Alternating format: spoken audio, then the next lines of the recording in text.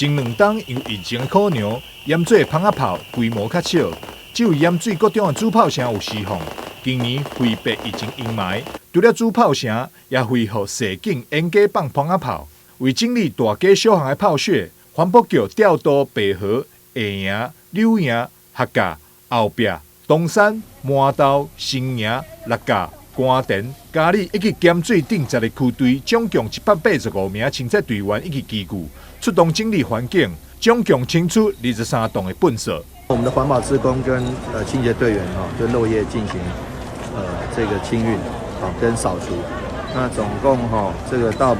今天早上8点以前就已经主要道路就恢复畅通跟干净。那在11点以前就是10点多以前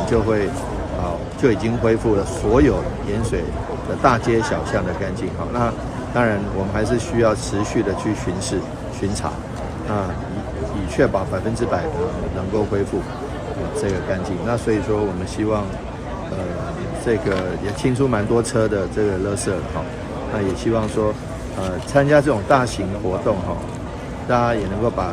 自身的垃圾带着，那炮屑当然没办法，把自身的垃圾带回去，那不要再造成我们清洁队员跟环保志工他们都很辛苦，不要再造成他们的负担。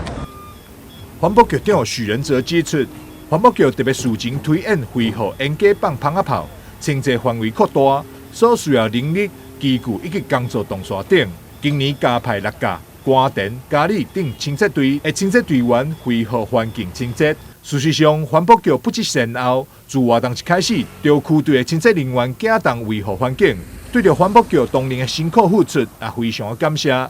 但是新闻张硕维采访报道。